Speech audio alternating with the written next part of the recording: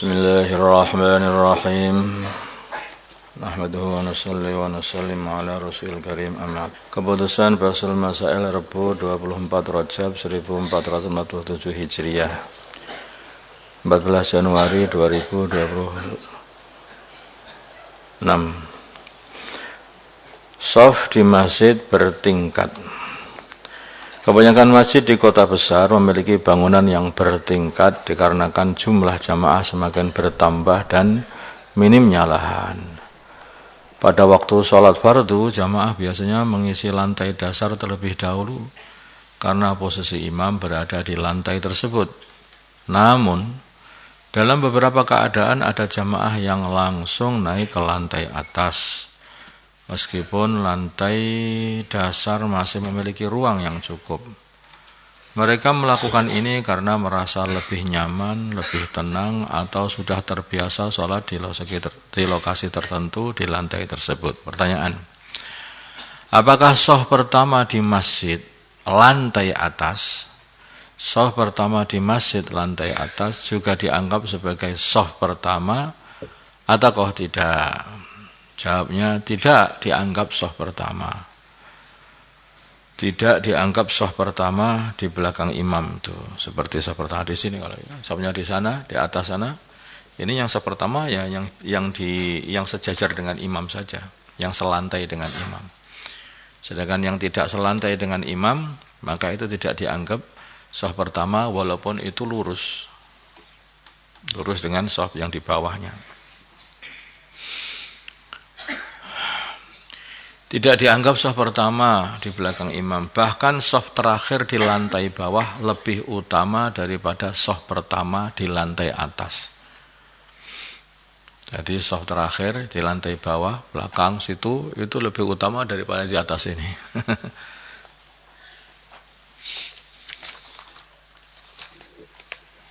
Karena itu sudah sangat menjauh dan tidak sejajar dengan imam. Saya ingin mesti tulis masalah entok gak? Fadil. Pasti dapat fadilah. Ya. Adzan bersamaan dari beberapa masjid. Jika kita mendengar adzan bersamaan dari beberapa masjid, maka manakah yang sunnah untuk dijawab? Jawabnya, sunnah untuk menjawab semuanya, hanya saja yang paling muakkad adalah yang dijawab adalah adzan yang pertama. Kecuali adzan subuh, adzan pertama itu, dan juga adzan Jumat. Justru itu yang kedua yang paling muakkad. Qadha orang meninggalkan puasa. Kapan orang meninggalkan puasa di bulan Ramadan diwajibkan mengqadha puasa yang telah ia tinggalkan? Jawabnya diperinci jika ia meninggalkan puasa tanpa ada uzur, yaitu melewati batas sengaja atau ya dulu agak nakal nggak mau puasa nih, maka ia wajib bersegera mengqadha puasa yang telah ia tinggalkan. Mulai tanggal 2 Syawal langsung segera qadha. Ini kebanyakan orang begitu, nggak puasa bukan karena alasan sakit, alasan nggak ada. Tapi nggak puasanya karena nakal, nggak mau melakukan kewajiban, dan nanti kalau sudah tobat ndang segera diqadha. Jika ia meninggalkan puasa karena ada uzur, yaitu tidak melewati batas, maka ia tidak wajib bersegera mengqadha puasa. Tidak wajib bersegera. Tetapi kalau sudah Sya'ban, ini sudah mau mendekati Sya'ban, yaitu sudah mepet namanya. Itu juga mesti semuanya, apakah yang melewati batas atau yang tidak melewati batas, semuanya mesti bersegera. Hanya saja ketika bulan Sya'ban hanya tersisa waktu yang cukup untuk mengqadha puasa yang telah ia tinggalkan, maka ketika itu juga wajib mengqadha puasanya secara langsung segera. Walaupun puasa yang dulu ditinggalkan karena uzur, sakit, atau juga karena kalau wanita orang haid itu yang segera diqadha. Fidyah orang yang punya qadhaan puasa bertahun-tahun. Ada orang yang umurnya sekarang 65 tahun yang mempunyai qadha puasa selama 49 tahun. Dikarenakan ia tidak pernah puasa semenjak 15 tahun dan pertama kali ia puasa adalah puasa Ramadan kemarin, Dan ia mendengar dari rekan seorang ustadz bahwa selain mengqadha puasa, ia harus membayar fidyah karena menunda pengqadhaan puasa. Bagaimanakah cara membayar fidyah sebab mengakhirkan mengqadha puasa? Fidyah bayar, diberikan kepada fakir miskin. Pendapat yang paling kuat, fidyah berlipat-lipat. Untuk fidyah tahun pertama, ia membayar 30 kali 49 tahun. 30 kali 49 tahun. Karena yang 49 tahun itu yang tidak dipuasai. 30 hari kali 49 tahun, kali 49 kali 49 tahun tidak berpuasa. Sehingga 1470 mud. Satu mudnya kurang lebihnya adalah 7 on. Ya kurang lebih itu yang pertama untuk tahun pertama berapa ini? 1029 kilogram. 1 ton 29. Kalau 1 kilonya 10.000, maka adalah 10 juta 290.000 rupiah. Bayarnya. Ini yang pertama, itu tahun yang pertama ini. Untuk fidyah tahun kedua. Karena ketika tahun yang kedua itu juga masih belum mau puasa lagi. Nah, ganti 30 kali 48 tahun.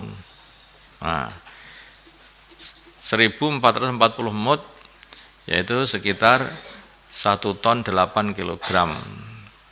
Kalau 1 kali 10.000, maka tahun kedua 10 juta 80.000.